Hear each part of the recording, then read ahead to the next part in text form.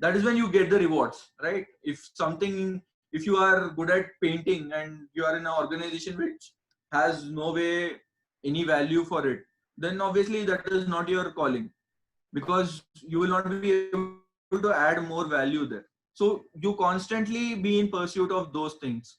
And given the varying scenario, the situation around you, so this is the I believe the third point which we discussed, and the fourth point would be, despite the changing circumstances, despite lot of things are going to change around you, right now getting a job is something which would be your topmost priority. Getting into a good organization, getting into a good role, these are the things that you would be looking for, right? So what are the things, what other things you should look for is sustainability. So a lot of time we look for, most of our friends, I would like to say some stories here. So one of our friends got placed in a very good company. I would not name the organization, but he got placed in a very good company, and he felt that it was a dream job, by the way, and he got placed again in it, and he went and joined. Within a span of about close to 2 to 3 months, he realized that this job is not for him. He realized that the organization is expecting more than what he has to offer. So probably this kind of a discussion to understand whether your skill set is sufficient or the organization priorities are in line with what you want to do in life. So those kind of discussions never happen, because people just focus on compensation and whether they're getting placed or not in difficult times, right? So you just go blindly telling that, okay, let me go here. At least 20% to 30% of the people who are in my close circles have changed one job in the last 1 year. So what does it mean? It means that people who are going and joining the job, they're not so happy about it. Some of the people are, despite paying high, some people don't want to do the kind of job it is. So it is just not your calling, or it is not just your ikigai. That is something which you need to look at. And sustainability of businesses is going to be more and more critical.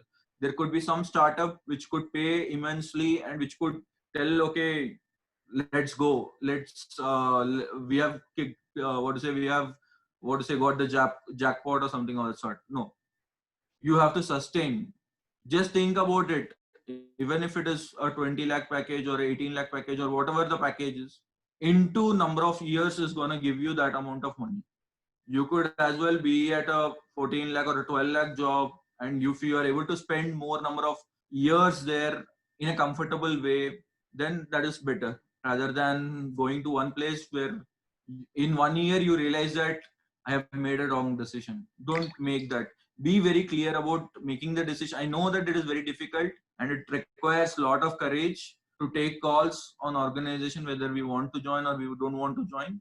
Much of the time you don't have a choice. But yes, after thinking through, take a decision about applying to companies. Yeah. And another important thing what people do is, people after joining a company, they start looking at other opportunities. I think first you should try to understand what value add you can do for an organization. See, if you look at what other opportunities are there, you will never be satisfied. You will always be dissatisfied. It's like if I give you 10 options to choose and you select only one option, you will always be dissatisfied about that option because you didn't try out the other 9 options. So you should constantly try to reflect, try to understand how you can add value to the organization. When you join an organization, you should try to interact with as many people as possible. Don't have a comfort zone. So when I joined Monocept, let me talk about my journey to Monocept. So when I joined Monocept, the day I joined, I got to interact with my CEO and CTOs, and I kept talking to all managers. I used to talk to them daily. I used to talk to them whenever they move out, I used to go with them, make friends with them. You need to build that contact and build that rapport. If you don't do that, I have seen most people in other organizations also facing the same thing, that why should we do? There's nothing, like no one will come and befriend you in the first day. Or maybe certain organizations don't have the culture of befriending people. Go talk, try to find some time, try to what to say, catch up with them during lunch. So you keep exploring. Don't stick to one group. Lot of times, MBA grads especially, we have a habit of sticking to our own comfort group. We have a group of people from IIMs or IITs or other B schools. We try to stick to that group. We don't learn much as a result of it. Go to the last mile. Go to the, if you are in a FMCG company, go to the guy who's selling the product actually. Go to the industries where people are, sorry, go to places where people are actually doing something. You will get a lot to learn. If you are someone from marketing department, go talk to someone from HR department, or maybe someone from the operations department. You learn much more when you go outside your departments and you actually interact. I feel MBA specializations are a bit overrated. That is one thing I wanted to cover. Was my last topic which I wanted to cover. In my MBA, I did MBA from HRM, Human Resource Management. But at any point of a time, I never considered myself to be a HR guy. Or I was doing MBA, and all throughout, I just considered myself being a business grad or someone who is constantly here to understand how a business works. That was my only focus. I used to take part in competitions and be a part of all departments. It was not, I never used to restrict myself to HR competitions or something of that sort. I used to participate in marketing competitions. I used to spend time in finance competitions.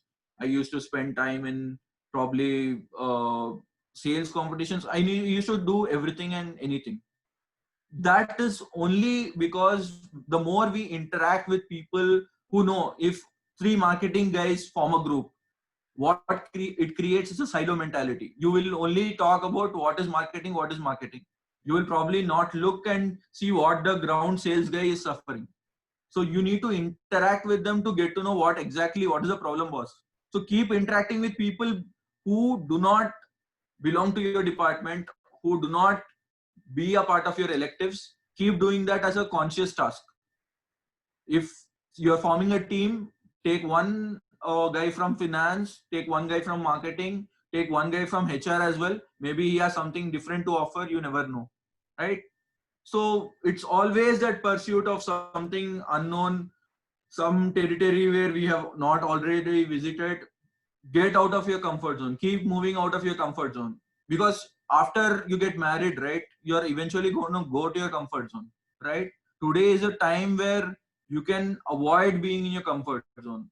You should push yourself as much as possible, because whatever learning you're going to have is going to be during this period. After that, it is very easily your position becomes what you are, right? I think that's it from my side. I want now for you guys to ask questions so that I can drive the discussion forward. Interns, you may please put your hand up so that we can call your names out and you can ask your questions. I hope I did not bore anyone, right, Subhash? No, it was very insightful. In fact, I would give my feedback towards the end, but as of now, it's as usual. I know you, so I don't need to give much of explanation. Anand, please go ahead. Sure. Hello, Vishal sir. Hello, Yeah. Subhash sir. You can call me Uh, Vishal. okay, Vishal. Right now, I am also in from marketing field. Okay. So, being a marketing field, which type of industry should I focus right now? Means my career should go in that more growth will be like. See, marketing is a big, vast ocean in itself. Okay. Mm-hmm. Marketing, what are the things that interest you? Um, Mark means sir, one advertisement is there from Mm-hmm. 5 star. I am seeing that a Mm-hmm. very creative advertisement I have seen that Mm-hmm. old lady is asking to lift his that means what kind of that a Mm-hmm. chadi that chadi please pick that chadi and Mm-hmm. that boy is he's saying okay I will lift it but by Mm-hmm. luckily when she saw that she's not picking up she Mm-hmm. self standard up and picked that stick Haan ji. and that and suddenly that piano has dropped where she is sitting right Mm-hmm. there only. So how the marketing team, how the advertisement team has made that campaign Mm-hmm. a successful one for a 5 star. That Mm-hmm. thing I like the most. That um, Mm-hmm. how she has made a creative type of Mm-hmm. for the 5 star brand. Mm-hmm. Mm-hmm. So creative skills are a part of marketing in most places, right? Mm-hmm. Example, creativity could be there in multiple ways. Okay, say for example, you are working on search engine optimization, right? That also would require some amount of creativity. Okay, but you are more into the ad front, right? So first, identify what are the fields where advertising is more into picture, right? If you want me to enumerate in advertising, probably where you want to have is there is something called experience marketing, Anand. So there is somewhere where people encompass experiences. If you look at Netflix, or if you look at most of the other experiences which people are talking about, so there is an experience associated. You become a part. People break the fourth wall, and you become a part of it. So there is some advertising which is going to be about experience marketing. There is lot of marketing in terms of robotics which is going to come. There are a lot of what to say AI related marketing, where you understand the profile of the people, you understand the psychology of the people. So this comes more into the consumer behavior of those.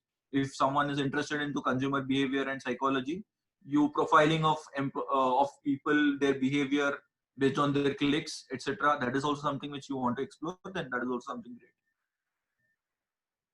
Anand, did I answer your question?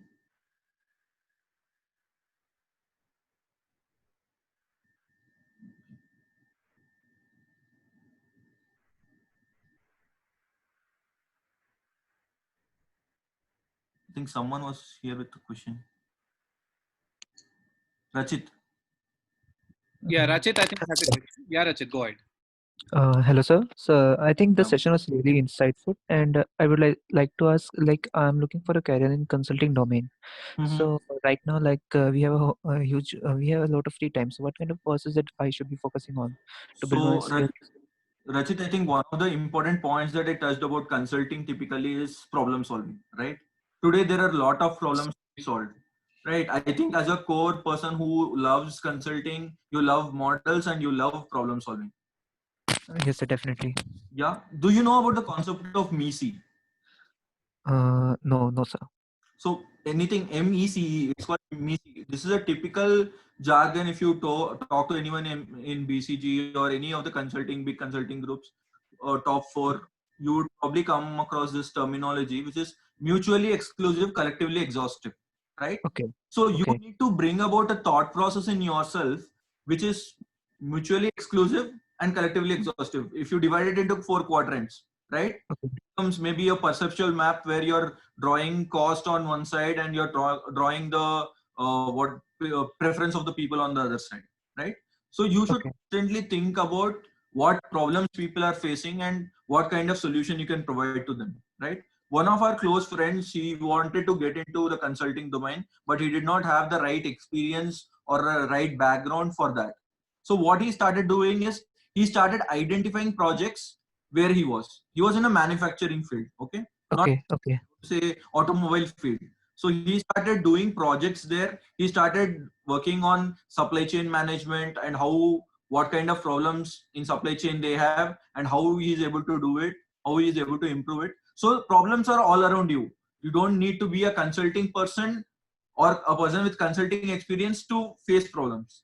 The only thing a person who is passionate about consulting will look to solve problems. So keep looking at problems, attend a lot of case studies, do a lot of what to say, attend every corporate competition that is there. They are yes, in a way, instead of spending money on consultants, they are rather giving those questions to you. okay. Yeah, sure. Thank you, sir. Yeah, Prach. So my question is that as of now, like the marketing professionals, many of them they're working from home, and then post this there'll be industries which will be negatively impacted. So what can we actually expect the job market to be behaving like once we are into the placement scenario? Okay. So I think for now, today's impact, if I want to measure how it is going to be for the next 1 quarter, we have the visibility. For next 1 quarter, there's not going to be any kind of hiring or anything which is going to happen, right? After post 1 quarter, there are two things which can happen. There are certain industries which are booming. If you want to say, Big Basket just raised, I think, Series A or Series B funding. Okay. There are so e-commerce or delivering essentials is something which is gonna be as a boom. The market was not so ripe for it once upon a time. In this COVID, they have grown phenomenally. Okay, F&B is another place where people have been growing. The number of options are being increased, right? The third is, as I was talking about collaboration, right? Right now, the entire industry, I belong to a IT industry, and day in and day out, we are facing huge challenges in collaborating. As in, through Teams, we collaborate, through portals, through Zoom, we are collaborating right now. There are multiple, these tools are very basic.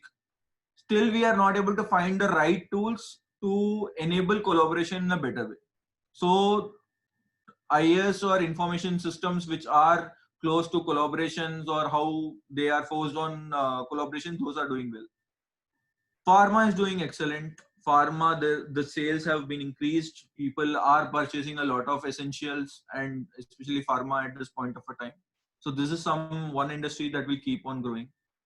The worst affected industries are retail. I think retail, there is going to be panic for some period of time.